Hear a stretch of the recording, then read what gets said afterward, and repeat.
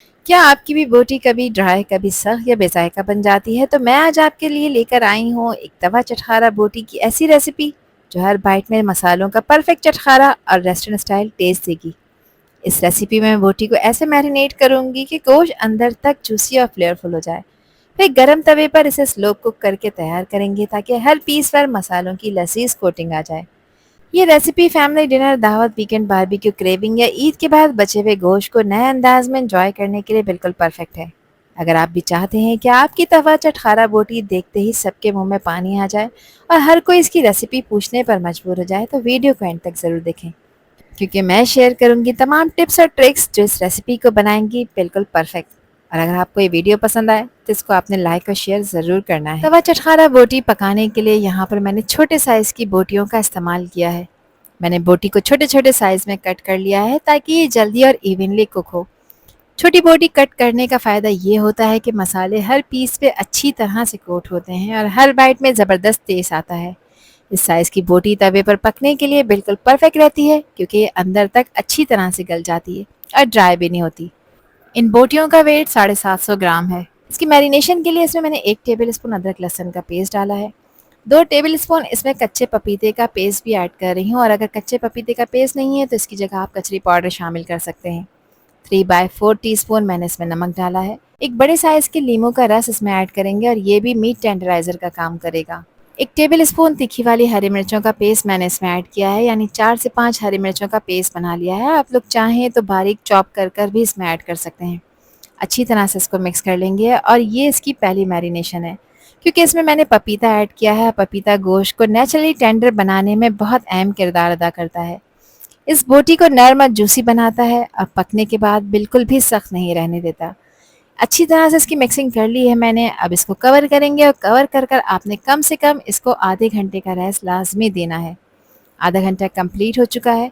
पहली मैरिनेशन हो चुकी है, तो इसमें मज़ीद कुछ चीज़ें ऐड कर रही हूँ। तो सबसे पहले इसमें शामिल कर रही हूँ मैं 1 टीस्पून कुटा हुआ धनिया, 1 टीस्पून ज़ीरे का पाउडर है, चाट मसाला शामिल कर रही हूँ, ये भी 1 टीस्पून है, किसी भी अच्छी ब्रांड का आप लोग ले सकते हैं। हाफ़ टी स्पून इसमें पिसी काली मिर्चों का पाउडर ऐड किया है, और हाफ़ टी स्पून खुशबूदार गरम मसाला भी ऐड करेंगे। इसको अच्छा कलर देने के लिए इसमें मैंने 1/4 टीस्पून हल्दी का पाउडर डाला है, बस इससे ज़्यादा ऐड नहीं करना। ऑरेंज फूड कलर का भी यूज़ कर रही हूँ, ये ऑप्शनल स्टेप है, बस आप ऐड करेंगे तो कलर अच्छा आएगा, अदरवाइज़ आप इसे स्किप कर सकते हैं। 1 टीस्पून लाल मिर्च का पाउडर है। बोटियों को सॉफ्ट बनाने के लिए इसमें मैंने दही का भी यूज़ किया है, जो कि आधा कप है। दही ना सिर्फ इसको सॉफ्ट करेगा, बल्कि इसको रिच और क्रीमी टेक्सचर भी देगा। 1 टेबल स्पून इसमें मैंने तिक्का मसाला ऐड किया है, किसी भी अच्छी ब्रांड का आप लोग ले सकते हैं। और क्योंकि इस तिक्के मसाले में ऑलरेडी नमक होता है, तो इसलिए मैंने शुरू में नमक की क्वांटिटी बोटियों में कम रखी थी, 3/4 टीस्पून रखा था। और इन बोटियों का अगर आप वेट मेजर करेंगे तो ये 750 ग्राम बनती हैं। अब सभी चीज़ों को बहुत अच्छी तरह से मिक्स कर लेंगे ताकि बोटियों के ऊपर ये मसाला इवनली कोट हो जाए। इस स्टेज पे हर मसाले का फ्लेवर गोश्त के साथ कंबाइन हो जाता है, और चटखारा बोटी को उसका ख़ास स्पाइसी और लजीज टेस्ट मिलता है।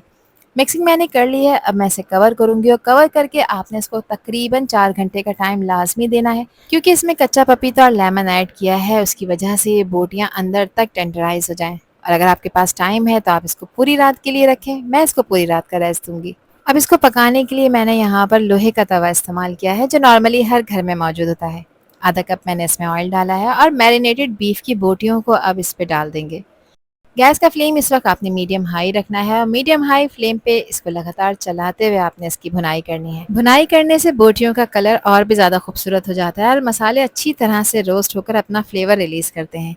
आयरन के तवे पर पकाने से बोटी को एक खास देसी टेस्ट और हल्का सा स्मोकी फ्लेवर भी मिलता है, जो इस रेसिपी का मज़ा और भी ज़्यादा बढ़ा देता है।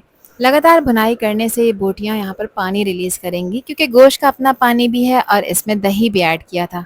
4 से 5 मिनट के लिए आपने इसको लाजमी भूनना है। इस स्टेप को आपने बिल्कुल भी स्किप नहीं करना। इसी भुनाई की वजह से चटखारा बोटी का असली जायका तैयार होता है। यहाँ इसको भूनते हुए मुझे तकरीबन 5 मिनट हो चुके हैं। जो पानी इन्होंने रिलीज़ करा था वो यहाँ पर ड्राई हो चुका है।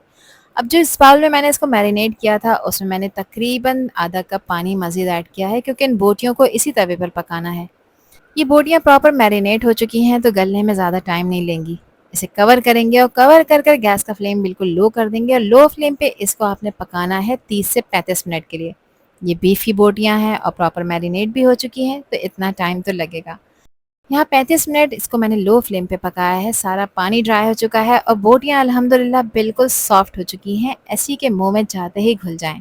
भुनाई और मैरिनेशन की वजह से मसाले भी गोश्त के अंदर तक एब्सॉर्ब हो गए हैं, जिससे हर बाइट फ्लेवर से भरपूर तैयार होगा। इस स्टेज पे बोटी का कलर बहुत ही खूबसूरत आ गया है और तवे से उठती हुई खुशबू भूख को और भी ज़्यादा बढ़ा रही है। अब इसकी फाइनल गार्निशिंग के लिए इस पे मैंने स्प्रिंकल किया है बारीक कटा हुआ हरा धनिया। अच्छी तरह से इसको मिक्स कर लेंगे और हमारी तवा चटखारा बोटी ऑलमोस्ट रेडी है। लेकिन मैं यहाँ पर इसको एक और ट्विस्ट दूंगी। इसके सेंटर में मैंने थोड़ी सी स्पेस बनाई है। एक सिल्वर की कटोरी मैंने इसमें रखी है क्योंकि मुझे यहाँ पर इसको कोयले का स्मोक देना है, जिसके लिए एक कोयला मैंने ऑलरेडी गर्म होने रखा था। कुछ ऑयल के ड्रॉप्स इस गर्म कोयले के ऊपर मैंने ड्रिजल कर दिए हैं और फ़ौरन से इसको कवर करेंगे ताकि कोयले का ये स्मोक बोटी के अंदर तक एब्सॉर्ब हो जाए। 2 मिनट का ये स्टेप बोटी को रेस्टोरेंट और बारबेक्यू स्टाइल खुशबू देता है। जब ढक्कन खुलेगा तो आपको एक लाजवाब स्मोकी खुशबू महसूस होगी, जो इस डिश के टेस्ट को कई गुना ज़्यादा बढ़ा देगी। स्मोक देने की वजह से चटखारा बोटी का फ्लेवर और भी ज़्यादा रिच और एपेटाइजिंग और मज़ेदार हो जाता है। एक खूबसूरत सी डिश में जिसको सजाया है मैंने फ्रेश सैलेड के साथ और मज़ेदार हरे धनिए वाले रायते के साथ। इन तवा चटखारा बोटी को सर्व कर लेते हैं, जिसको एंजॉय कर सकते हैं आप रोटी, चपाती, पराठे या फिर चावलों के साथ। हर चीज़ के साथ ही ये बेस्ट कॉम्बो बनाएगी। तो फिर एक दफ़ा तो इस रेसिपी को ट्राई करना बनता है।